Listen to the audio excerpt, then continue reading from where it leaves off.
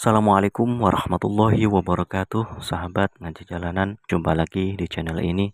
Mudah-mudahan kita selalu diberikan oleh Allah Subhanahu wa taala semangat untuk mendengarkan kajian-kajian, mendengarkan kebaikan-kebaikan yang disampaikan oleh guru-guru kita. Mudah-mudahan cahaya ilmu itu benar-benar menerangi hati kita untuk terus taat kepada Allah Subhanahu wa taala. Sahabat ngaji jalanan, dalam kesempatan kali ini masih bersama dengan Kiai Haji Bahaudin Nur Salim yang akan mengangkat tema yang perlu menjadi perhatian kita semua, yakni adalah tanda-tanda hari kiamat. Mungkin banyak di antara guru-guru kita yang sudah mengulas ini, tentunya dengan pendekatan-pendekatan yang dikaitkan dengan fenomena yang terjadi akhir-akhir ini. Dengan gamblang, guru kita yaitu Kiai Haji Bahaudin Nur Salim menguraikan tentang tanda-tanda kiamat yang berhubungan dengan kejadian-kejadian yang ada di masyarakat. Mudah-mudahan dengan kita menyimak ilmu dari beliau, kita akan tetap mendapatkan pengetahuan sehingga terbuka hati kita untuk senantiasa meningkatkan iman dan takwa kepada Allah Subhanahu wa taala. Baik sahabat ngaji jalanan, mari kita bersama-sama menyimak kajian dari guru kita.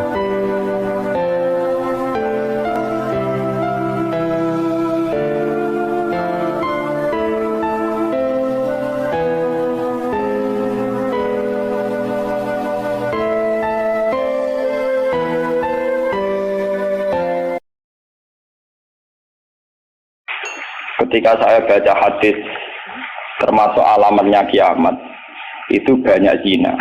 Yang kedua itu wayur faul ilmu, dan ilmu itu hilang. Ilmu apa? Hilang. Minggu pulau baca itu di Bukhari di Muslim itu nangis sejadi-jadi. Pulau bereling hadis itu nangis, dan saya takut anak-anak saya nanti, anak cucu kita nanti akan mengalami masa kebodohan masal.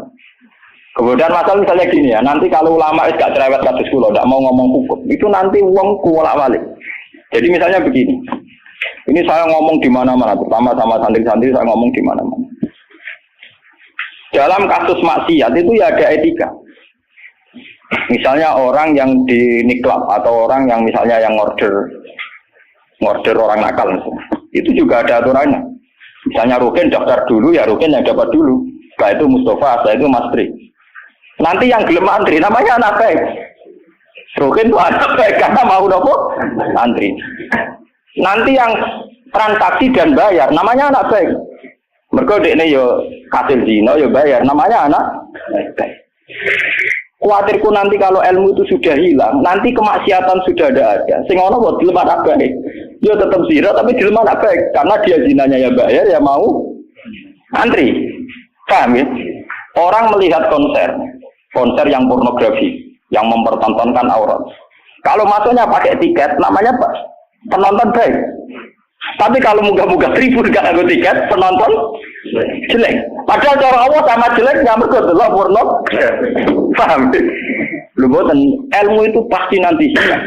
Dan itu yang pasti dimaksud Rasulullah wa yurfa'ul ilmu. Ilmu itu nanti hilang oleh etika sosial. Meskipun dalam etika itu terjadi kebobrokan agama. Itu yang paling saya takut. Nanti itu kebaikan itu dalam keburukan. Yaitu tadi orang nonton konten pornografi asal kamu bayar dianggap penonton baik. Kamu nonton kok ngarep ben bayar. Terus tengok penonton itu baik sekali. Padahal delok ngiler perkara pornografi. Tapi karena dia bayar dan anteng dianggap penonton baik. Karena dia dilem orang baik, dia tidak pernah introspeksi kalau perilakunya salah. Paham ya? Nanti itu pasti maksudnya Rasulullah itu begitu. Itu di sarah-sarah ada, tapi saya memahami begitu. Nanti pasti hilang. Makanya saya bersumpah sampai saya mati pun saya akan ngomong ilmu. Meskipun ulama kayak saya itu tidak populer. Saya itu sering dikritik sama teman-teman saya yang dari pidato. Gus ini apa jenara gelem pidato? Nggak jadi kalau pidato gak pede, nanti nuntut ngomong kulo. Gak jawab tenan, gak siap. Nguruknya gue lah jawabanku. Gak usah gus kayak orang satu aku rarok ya, tapi tetap sering pidato. Iya, macam-macam. Nggak gini terus kalau tenangan. Jadi nanti wayur faul ilmu itu begitu. Ilmu itu akan hilang karena kalah oleh etika. Etika dalam kemaksiatan tadi. Makanya saya pernah punya santri, dia itu punya toko, ya toko kontong. Dia ngeluh ke saya soal. Sebelum Dewi jenengan itu benar. Jadi wong soleh itu butuh nyali. Tapi ya cerita. Pegawai negeri PNS itu kan punya gaji tetap, paham ya? Gaji nopo. Rasa tersinggung, biasa wae. Anggap aja mau mengarpe pangeran gue tak gitu. Kalau kayak modal lopor. Itu apa? Ini satu murah. Dia itu punya toko kelontong. Jadi gue pegawai PNS ada bulan 3 juta, gue dia dikit. Lalu itu lah. Wongnya rokan gue secara teori santri yo buka aurat jenenge ro. Tapi tak belajar ku bayar. Jadi tak anggap pembeli yang baik. Nah contoh yo rokan kawasan ketat tapi pembeli yang baik. Mergo mbak. Kalau ditoto soleh bedino ning musala ki masjid tapi tak belajar. Nah ada sih nyulayani kan. Pembeli yang tidak ulang kan saya proses uang itu gua masuk be wong soleh jadi kalau si wong soleh mangkel lo sing wong rapati soleh nyeneng no maksudnya rapati soleh perkara aurate lho ora perkara PNS lho perkara napa aurate iku ora salah paham mesti protes PNS lha iku padha karo pengurus masjid. Pengurus masjid, dia sumbangan wong sing terkenal korupsi atau terindikasi korupsi nyumbang 10 juta. Yang tukang etika 10.000 gegere gak karuan. Akhirnya pengurus masjid terbiasa nganggep itu orang baik. Mereka nyumbang 10 juta. Yang tukang etika nyumbang itu ya termasuk ilmu hilang, paham? Nanti itu zaman ngono iku. Mulane kula nu saniki kulon sering di, untungnya kulon terkenal ngalim, macam hikmah gede. Wih, bukan urusan sombong, hikmah gede. Nak ngomong jangan sing rungokno. Karena pendapat saya itu tidak populer. Mau kalau terkenal ngalim, lu kurang misoin ke saya semua. Karena pendapat saya ada, kenapa? Tidak populer, saya sadar. Wong saya pernah pengajian di rumah saya sendiri pas muludan. Mungkin ada sebagai jamaah sini yang itu. Orang tetangga saya rata-rata hormat sama saya. Tapi yang kalau di acara tak omong. Wah, acara ini Gus Pak gak rawuh gak enak. Ini Gus Pak nak diundang ya teko. Pokoknya dia nak sing undangan ram bayar-bayar itu teko. Tapi nak sing bayar dia teko lawat itu. Tak omong. Wah, aku nak di acara. Nak nganggur ya teko nak ora apa-apa. Pokoknya nak sing demi anak bojone ra teko malah apik. Iku ajaranku. Tak omong saking kepengenku gak ganggu masyarakat. Tapi wong tetap segan gitu, tetap teko. Tapi tak umum. Saya tidak tersinggung. Andaikan sampean ndak. Nah ini kalau terus balik. Terus yang ketiga contohnya gini. Kiai ku kados kiai kados kula nu lebih nyai 5 tahun bapak wafat 2000 pun mangkel tenan cara ora eling Quran mangkel tenan. Masyarakat yang anaknya setengah idiot atau yang dianggap gak pati pinter itu di pondokno nating iki yo bagus yo ngoten niku kadang yo nganti camat mantan camat ini kula dicurun kula termasuk kiai terakhir kiai gede camat-camat lagi dhewe seperti Gus kula niku ndek anak problemnya itu dia hiperaktif ngeten-ngeten anak padahal kakaknya di UGM gini-gini itu coba yang itu supaya mondok di sini gini ya sudah begitu untung kalau termasuk kiai yang rapati butuh duit rapati butuh derajat memang tak pisau ya tak maki-maki nek kaya kula lalu lucunya setelah itu tidak kasil mondok di saya karena tak maki-maki itu gang beberapa hari uang sing ngomong ini uang melarat ya orang melarat tidak camat mungkin melarat itu tak bisa ya melarat ya gitu anak yang baik karena dapat prestasi di sekolah umum yang tidak baik di pondok wah nyorok Gusti kula saiki wingi wong sugih kula tidak bisa ilang ini terus budi kan etika keulamaan kan bisa wong melarat ora oleh aku kok oleh jadi nak misoi ora oleh aku kok nopo yo beda kan misoi nopo jadi ono. Nah itu yang menyelamatkan hati saya itu satu, yaitu tadi. Kenapa di Al-Quran diulang-ulang innalladzina amanu wa amilus sholihat. Jadi sebetulnya beginilah ini yang peringatan ya bagi teman-teman yang mungkin di sini ada PNS, ada orang-orang yang biasa punya selera elit. Cobalah Quran ini dihidup-hidupkan lagi amanu wa amilus sholihat. Dalam teori Quran pokoknya yang baik itu ngamal soleh. Jadi misalnya saya sebagai orang alim di Pondok Irukin. Dia sudah misalnya idiot, melarat, aneh-aneh.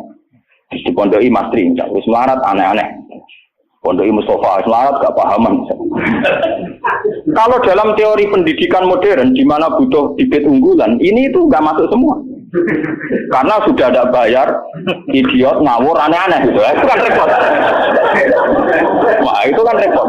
Jadi kamane santri kok Mustafa yang tinggi, wes ratau salam tempel lah kok kiai ini ratulat kopiah, kiai ratulat apa? Kopiah. Gremeng deh, mesti gak terima deh. Nabo, dua kiai kok ratulat apa? Kopiah. Misalnya satu rupiah surat kopiah, kok rapat dia? Wah, dia karpe kiai itu ideal. Ngaku karpe deh. Padahal kiai ini kesusu rapat dia kopiah berapa benar mereka ngurusin dia ini terus kelaparan. Nah ini contoh. Nanti suatu saat ada era, sekarang juga mulai.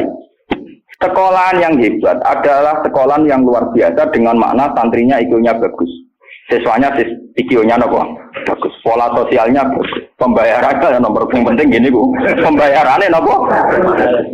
Lah terus akhirnya pondok-pondok pesantren kan kedua bayarnya bagus, kotanya ada bagus, perilakunya.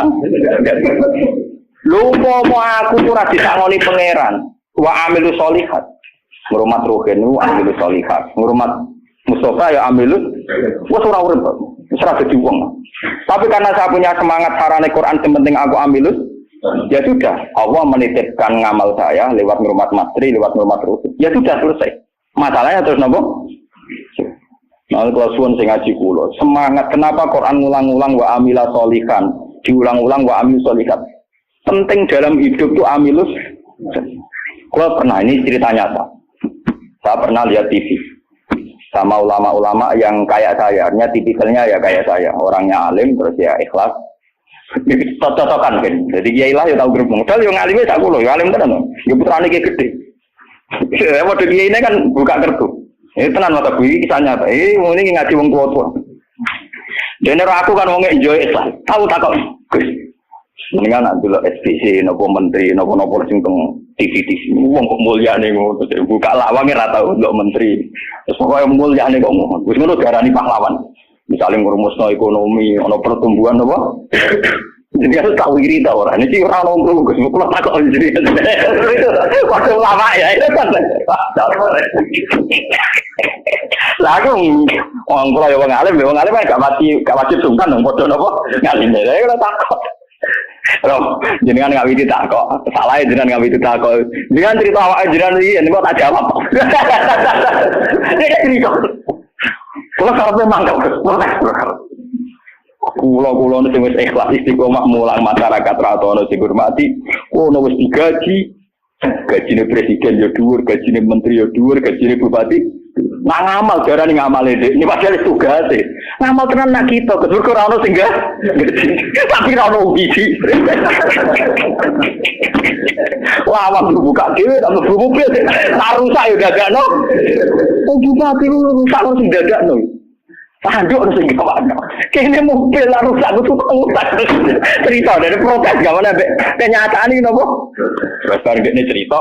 Kenapa tadi jenazah dimantau. Karena latar belakang saya kan kayak Quran, saya sudah pernah punya perasaan cemburu dia. Artinya saya lebih terbiasa ikhlas kan. Ya orang nerang non, aku muni ikhlas kan lebih baik dibanding dia kan jurah etis loh. Lu betul ini kisahnya tak bener sampai mangkel itu di kiai bener. Nanti kira satu di kiai udah nara bate buat kiai wes modern aja. Akhirnya kalau itu, ya saya itu ya ada orang sempurna. Cuma kalau sakit ngobati awak kulo biasa bisa. Seperti itu kalau kulon mulai alit sebagai orang mukmin itu pangeran kulon Allah Subhanahu wa taala hubungane opo. Ya kalau pangeran kula Allah, paribatane kula niku nulung semut sing kebulet utawa nulung anake pitik sing kebulet teng jero pawon sing gak ana wong. Niku kula ngrasa ibadah. Mergo ngamal kula di sisi ya Gusti Allah. Ana wong melarat gak iso mangan. Terus kula kei dhuwit 5.000 kelar mangan. Niku kula nggih ngrasa ibadah. Mergo sing biji kula Allah lantir. Kalau mereka yang ngisi kan wartawan. Saya ini seorang mukmin, yang Tuhan saya itu Allah, bukan wartawan. Ini kan, kok mau cocok ke keluarga ini kepengen ngebahas itu. Tapi kalah memang tuh. Kalah tuh. Enggak, artinya kenapa kiai-kiai itu bangga dengan amal-amal yang kecil, kadang mengekei santri melarat rantok wetel, kadang ngekei iman. Itu karena iman sama aturan dasar fama ya'mal mithqala dzarratin khairan yarah wa ma ya'mal mithqala dzarratin syarran yarah. Sekecil apapun Anda amal dinilai Allah.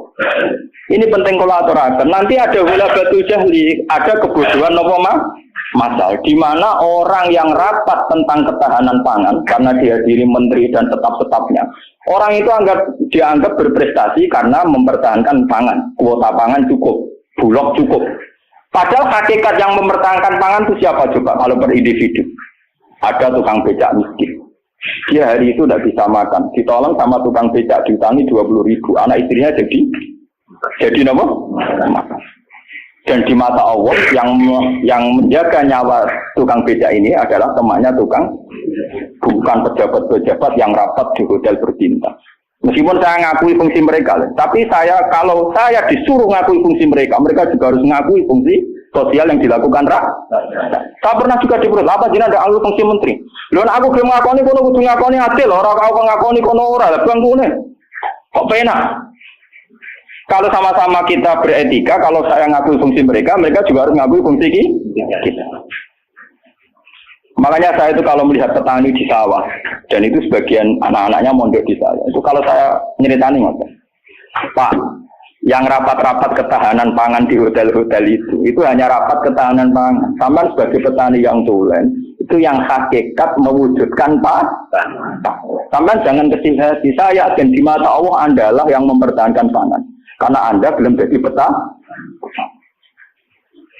Jadi itu banyak santri-santri wali murid yang bangga dengan saya. Wah, nak ngono berarti kula wong top, iya wong top padha menteri pertanian. Ya kalau menteri kan lapornya sama presiden. Kalau sampean tak latih laporannya ke Allah Subhanahu. Lah ini khasnya ulama. Lah saya nanti takut tadi yurfaul ilmu. Nanti itu kalau sudah ada ulama yang kecangkeman kayak saya, nanti yurfaul ilmu. Ilmu itu hilang sehingga yang dianggap prestasi ketahanan pangan misalnya ya menteri pangan sama pejabat saya ngakui mereka berjasa, tapi kalaupun mereka berjasa kan digaji ya. Nah itu kan digaji tuh. Paham ya? Nah ini kembali ke Quran tadi. Makanya saya tetap bangga dengan Quran. Quran itu spirit ngamal. Amilus solihat sama ya'mal mithqala dzarratin khairan. Nah kemudian memang ilmu ini kelihatan biasa saja karena ya nggak ada yang menjelaskan. Makanya kalau syukur jenengan gelem ngrungokno ngaji Quran. Saya tidak bangga karena sampai ngaji saya enggak. Biar orang itu bangga lagi dengan teori-teori Quran dan biasa transaksi di Allah Subhanahu wa taala. Seperti saya ngaji di sini. Saya ini termasuk terkenal pintar. Beberapa kali saya diminta jadi dosen di universitas terkenal dan itu berkali-kali. Saya sampai sekarang belum pernah bilang iya dan itu Allah tahu niat saya. Ya supaya saya pilih-pilih yang Gusti benono kiai sing ra dosen. Jadi pokoke mulang, mbok prospek ora, mbok ono sing gaji ora. Tapi kan presiden saya kan jenengan. Jadi saya lapornya sama napa? Nah, misalnya pengiran kemarin aku marah terus nganti mati. Marah itu nak dirasakan non aja sana kan juga. Jadi saya sampai sekarang itu mulai dulu saya mondok itu ya marah, tapi tak tahu kalau rasanya marah. Nanti saya ini cara ukuran kiai selevel saya gimana? Karena yang alimnya alim saya, yang lebih kaya banyak sekali. Kamane ilmune mek kula kate akeh, tapi nak dunyane akeh dene pirang-pirang. Ya kowe dhewe pidato plang-plang bae dene pantangane pidatone gak watanku dene. Wis pantangan tenan lho ora diundang. Upar wis disanik sebagai tak desa napa ora sibuk. Ben kualat. Dosa jaga wilayah wong alim napa? Dolim, ngomong tangga-tangga gue tak didik apik gelem ngaji sing biasa kok dididik apa? Ngaji sing bermewah napa? Oh, kan kualat napa? Jadi ini penting kalau terangkan. Termasuk yurfaul ilmu itu guys.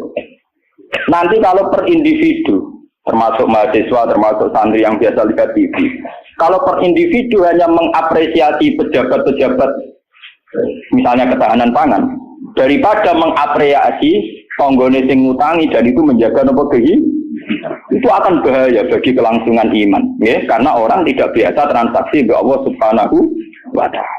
Padahal dalam kitab-kitab diterangkan betapa banyak orang jadi wali hanya berdasarnya keimanan wong siji wong loro. Tanpa rapat-rapat yang disorot media nopo. Paman tak cerita nih, saya pernah cerita di sini. Ono wong maju iki sugih ra karuan, wis sugih rojo, dia anak wayu.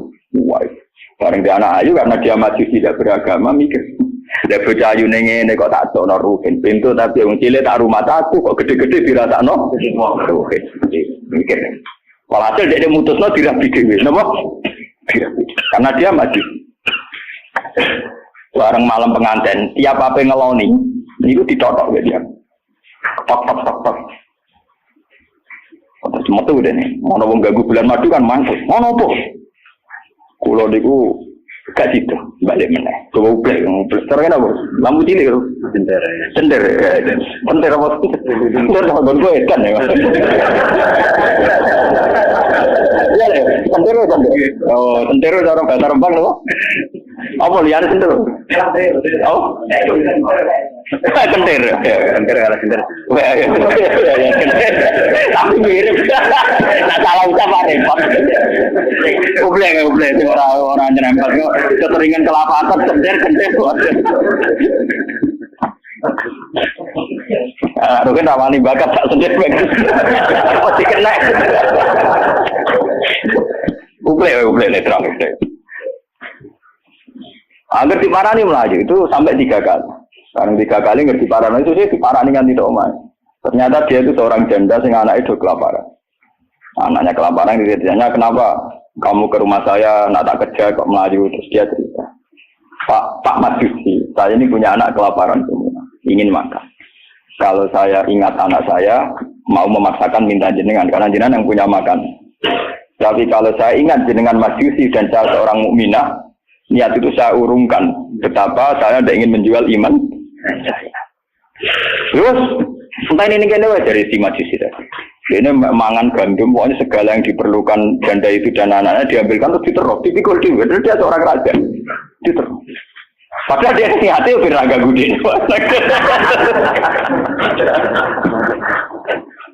Buat ini cerita iman nih. Biar sampai biasa transaksi oleh Allah Subhanahu wa Ta'ala. Nanti nilainya nanti saya akan satu. Biar sampai biasa transaksi oleh Allah Subhanahu wa Ta'ala. Terus dikasih. Nah cerita itu terbongkar. Itu justru karena antar wali. Jadi ada seorang wali. Dia mimpi di Ka'bah. Dia zaman dulu itu masih mungkin orang tidur di seputar matok Gontoat.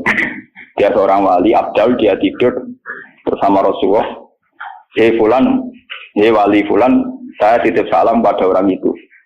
Ternyata orang itu yang disifati Nabi itu orang Majusi yang di kampung terkenal paling arogan. Mereka ngerapi anaknya. Ketika dia tahu bahwa Majusi yang dititipi salam Rasulullah itu begitu, dia mengurungkan niatnya. Mau Rasulullah salah alamat, salah kirim salam. Itu kan nggak mungkin. Masa Rasulullah salah kirim apa?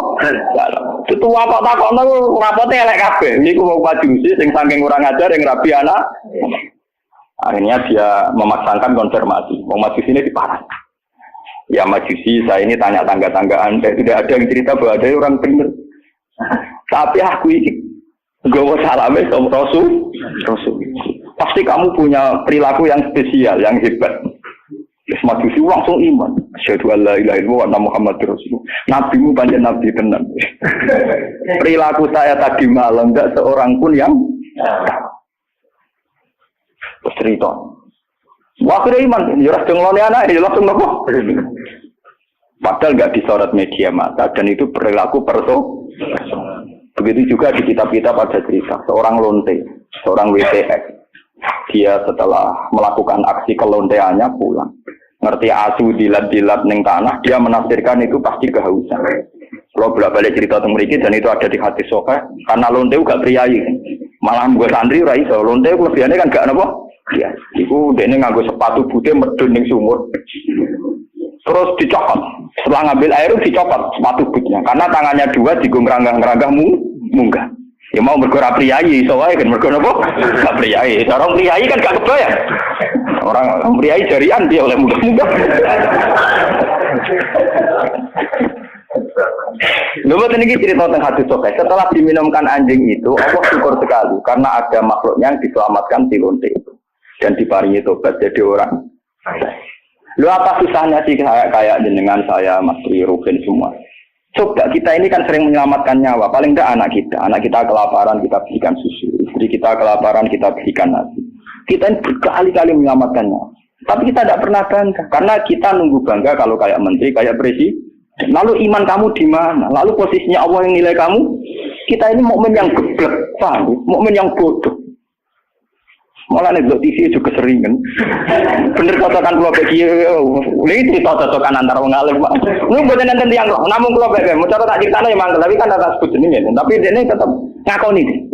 Mati man kejenengan ngalim jenengan atine jenengan apik kok jenengan suwe ana ati ku apik maksudnya. Dia baru sadar. Ya makanya saya ini kalau baca wahyu tadi termasuk wahyu faul.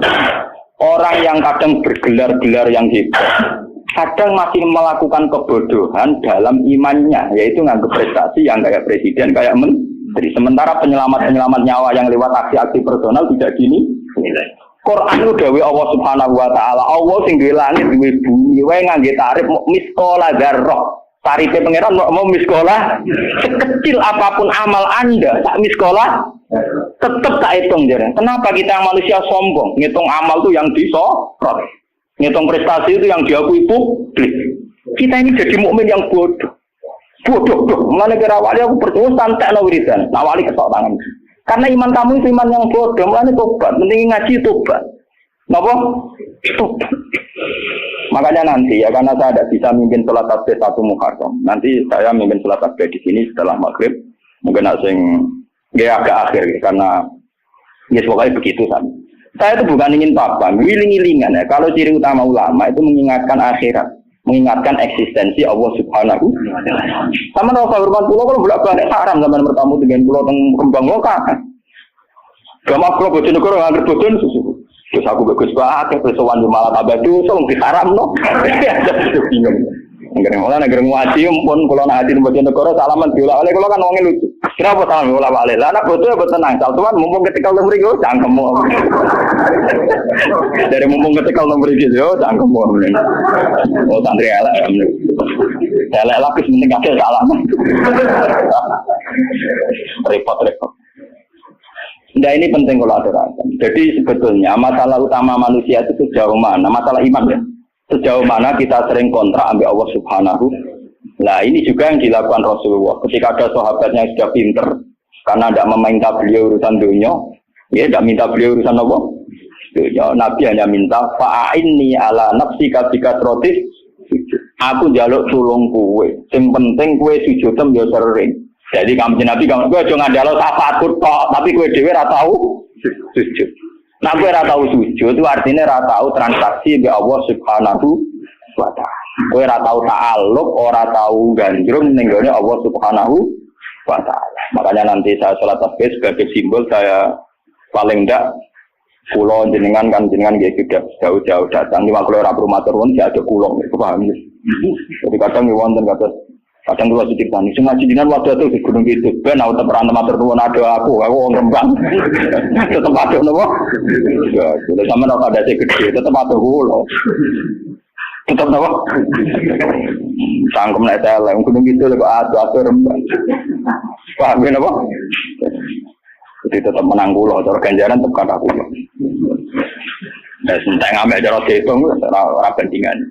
Paling sampean dihitung mergo tawadhu. Artinya ngerasa bodoh terus ngaji ya dihitung apik.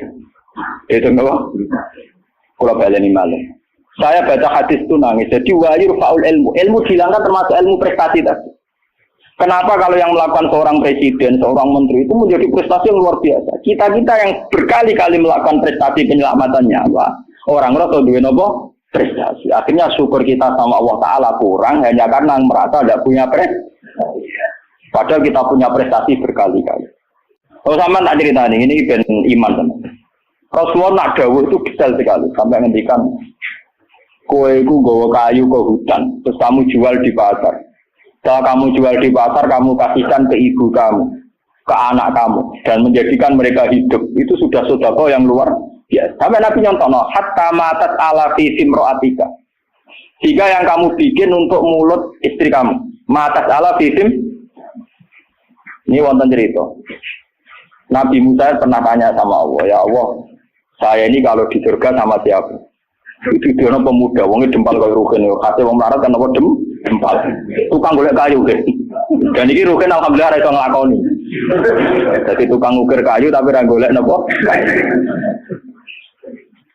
Ternyata anak itu duit cara mriki untuk duit 20.000. Itu yang karena orang Arab itu melaratlah pakanane roti, Pak. Wong Arab lain melaratlah pakanane napa?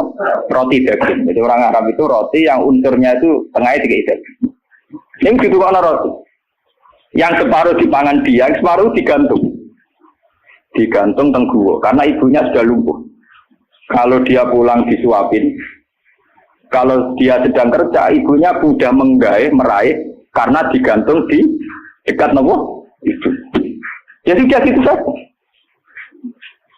Dan itu sudah menjadi layak dia setingkat Nabi Musa nanti di surga. Jadi Nabi Musa, wong itu kan Nabi Musa normangsane kan ya kaya dene kiai, mesti salate cukup biasa dia. Pokoknya dia kan foto ning ngedok. Oh ternyata enggak gitu, mau bakul ning pasar mulai ya gitu aja. Takone ke pengeran. Lah karena apa tuh? Yo krono iku. Sampe tak krono apa? Yo krono. Paham mungkin. Jadi kayak keliwat. Ibu mesti krono tuh. Jadi jadi kesempatan. Ya, makanya saya ini sering cerita ke kiai-kiai. Jangan kira saya boyong tuh karena pondok saya enggak. Saya boyong tuh enggak karena pondok saya. Ora ono hadis ya. Wong boyong demi pondok ora ono hadis. Karena demi ibu saya. Karena ibu saya masih hidup. Dan beliau masih membutuhkan saya. Hanya saya sering cerita ke supir saya, nak lihat ibu butuh mobil pamit. Nah ibu rasa pamit. Saya sering bilang gitu sama Bapak Kangkang kalau ibu mau daerah kemana ada usah pamit saya. Saya kalau selain ibu kan, ya sekarang harus jadi apa? Itu kita ini harus bangga dengan prestasi-prestasi yang dicontohkan Rasulullah Shallallahu Alaihi Wasallam. Tapi kita ini sebagai mukmin bodoh kita kan lihat TV tadi. Kita ininya kan jadi tokoh hebat yang disorot media massa. Sehingga misalnya coba masalah air. Orang yang menemukan obat air nanti diapresiasi secara internasional. Mereka menemukan obat air. Padahal selalu